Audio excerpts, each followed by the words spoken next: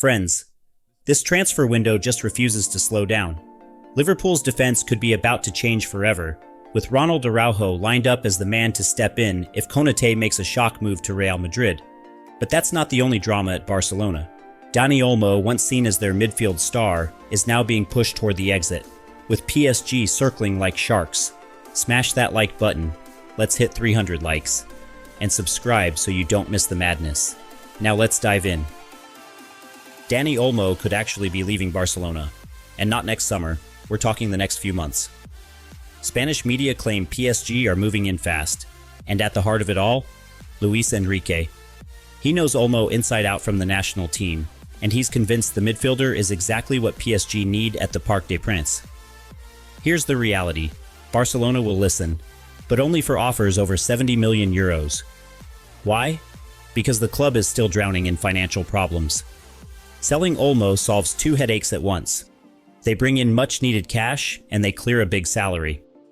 Especially now that Hansi Flick is giving more minutes to Fermin Lopez, who has basically stolen Olmo's spot. On paper, Olmo was meant to be a star signing. Arriving from RB Leipzig in August 2024, first season, 43 games, 12 goals, 8 assists. But this year, just 1 assist in 4 matches, more time on the bench, and injuries holding him back. That's why PSG are circling.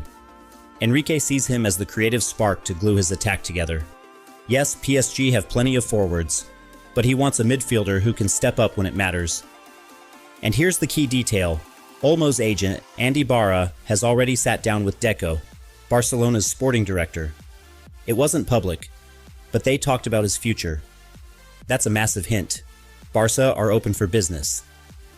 And speaking of business, let me be the sporting director of this channel for a second. A lot of you are still free agents. You watch every video, but you haven't signed on the dotted line. So smash that subscribe button. It's free, and it gets you in the starting 11. Now, PSG believe the longer Olmo sits on the bench, the cheaper he becomes. Barça want 70 million, but Paris think they can force the price down. There's even some Premier League interest, but let's be real. PSG are in pole position. For Barcelona, this is a financial lifeline, and it cements Fermin Lopez's rise. For PSG, it's the chance to add a creative playmaker, and for Olmo, it's the chance to reset his career. The only question is, will PSG's owners actually pay up, or will this drag into another transfer saga? Ronald Araujo is back in the headlines. And no, it's not for a last-minute rescue for Barcelona. This one's juicier. Word on the street? He might be heading to the Premier League, and Liverpool are the club most linked. While Catalonia argues over who's the main man at the back and what Hansi Flick actually wants, England might already have the backup plan ready. Here's the scenario. Ibrahima Konaté could be off to Real Madrid. If that happens, Liverpool need cover. Fast. Ronald Araujo is on Liverpool's radar. Why the urgency? Konaté could sign a pre-contract on January 1st, and reports say Real might even pay around 40 million euros this winter to fast-track it. That means Liverpool can't wait around. And Araujo? He's not exactly thrilled at Camp Nou. He started the first 2 La Liga games, then was benched for the next 2, not because of injury, but because Flick has other ideas. The result? The player is in no man's land. Reports say his reps are already exploring moves. At 26, he's prime. Power, pace, aerial dominance. He was rock solid under Xavi and would slot straight into the Prem's physical style. Barcelona's price? Rumored around 50 million euros.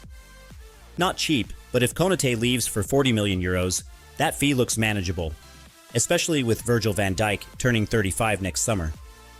Juventus are sniffing around too, according to Tutto Juve, but they don't move with Liverpool's speed or financial clout.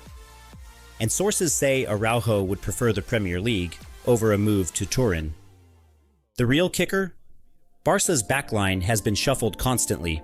Christensen one game, Kubarsi the next, then Araujo thrown in at random. It looks like someone hit randomize on selection. So bottom line, if Real pinch Konaté, Araujo becomes Liverpool's prime target. If that happens, a move to Anfield isn't a question of if, it's a question of when. Stay tuned. This could be the start of a brand new defensive era at Liverpool. Jose Mourinho, the special one. After all the drama, the controversies, and the unforgettable moments, he's back where it all began, Benfica, and this comeback feels like a movie. Just a few weeks ago, Mourinho walked away from Fenerbahce. Later, he admitted it was a mistake. But football has a funny way of writing its own scripts. Benfica, humiliated in the Champions League and desperate for change, sacked their coach and turned to one man.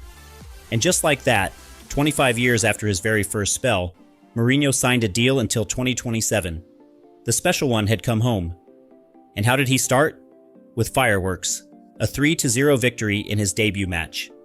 The stadium roared, fans chanted his name, and suddenly Benfica looked alive again. After 5 matches, they're sitting second in the league, just behind Porto, but with a game in hand. It's not just the results, it's the energy, the belief, the swagger. Mourinho has brought it all back. Of course, Mourinho being Mourinho, he's already giving us headlines. He admitted that Turkey wasn't the right move, but insisted he gave everything. He says he's not at Benfica to wage war with Porto or Sporting. But let's be honest, Jose lives for rivalries. And in his own words, I haven't changed. The passion, the fire, the drama, it's all still there. And the stage is about to get even bigger. On September 30th, Mourinho returns to Stamford Bridge with Benfica to face Chelsea in the Champions League. The place where he built his name, now standing in the opposite dugout. Just days later, he'll face Porto, the club where his legend was born. These aren't just games, they're emotional battles. They're chapters in the Mourinho saga. So here we are, Jose Mourinho, back in Portugal, back in the spotlight, chasing glory with Benfica. Will he bring trophies? Will he deliver another fairy tale? One thing's certain, with Mourinho around, football is never boring. Tell me in the comments, do you believe the special one will rise again?